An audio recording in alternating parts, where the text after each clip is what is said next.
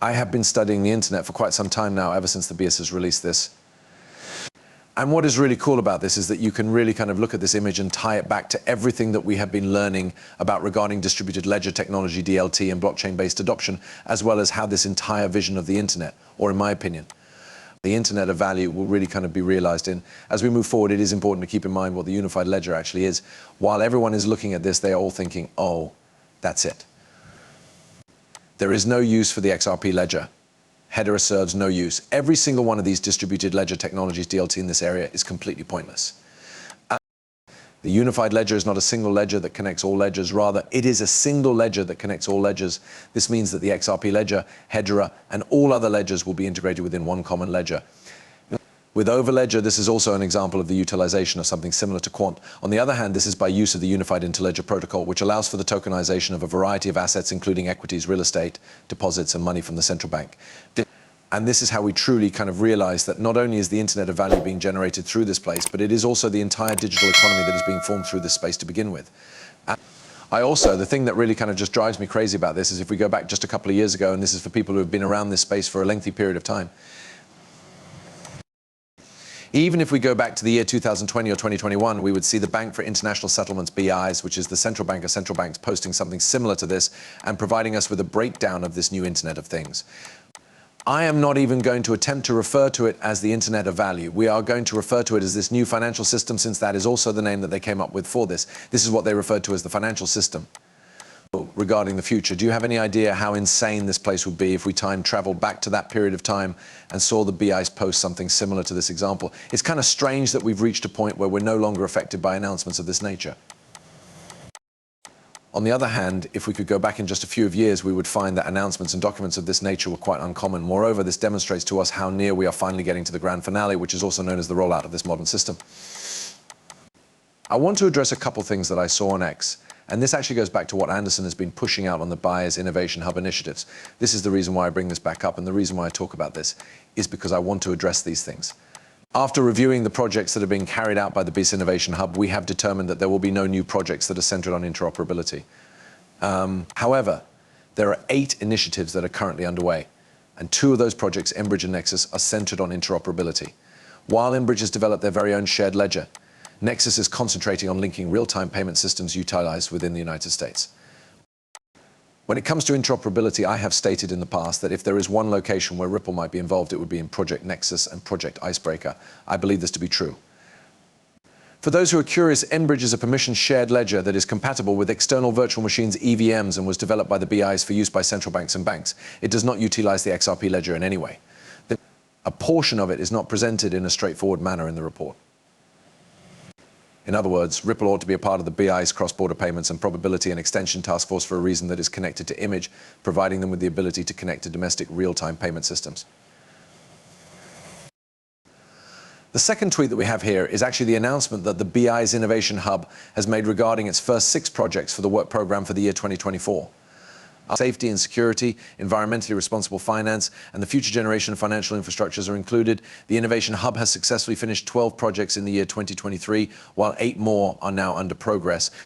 In this context, tokenization and the digital financial system as a whole are the focal points of the discussion.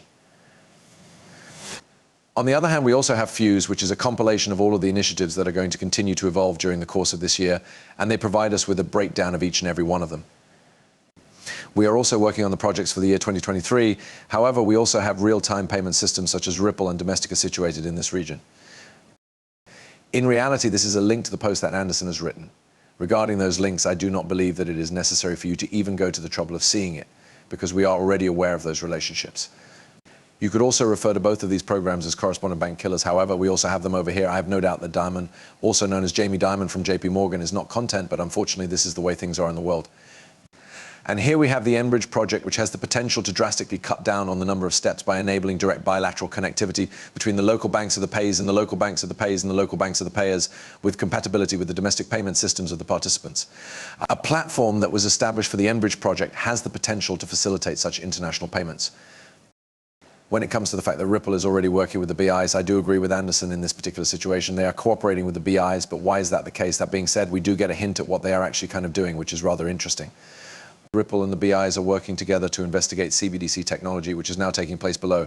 To put it another way, that is how the announcement was actually worded for the most part. On the other hand, Ripple and the BIS Innovation Hub are both included in that announcement, are going to collaborate on a project that will actively evaluate the interoperability of various CBDCs by making use of Ripple's technology. Importantly, the collaboration will utilize the decentralized XRP ledger, a blockchain platform accommodating various currencies and assets in conjunction with now one thing that I've been openly talking about, especially even on X, and I did put out a post regarding this just recently, actually. I said CBDC, which are just government-issued stablecoins on private ledger technologies, are walled gardens and require decentralized bridge assets in order to be used properly. Additionally, this is the point at where we take a more in-depth look at XRP and the XRP ledger. In addition, we already have proof that Ripple is collaborating with the BIs to ensure that CBDCs that make use of Ripple's technology are able to communicate with one another. People still actually look at this announcement and say things like, all right, whatever, who cares? It's sort of shocking that they still do that. To this day, XRP is still priced at 50 cents or whatever. Pay attention. When we take a look at what is taking place here, we need to concentrate on these kinds of linkages and these kinds of announcements because they are providing you with a view of what is going on behind the scenes. By the way, I'd like to provide an illustration of how long it takes for things of this nature to occur or how long they actually take. Once again, a huge shout out to Anderson for this.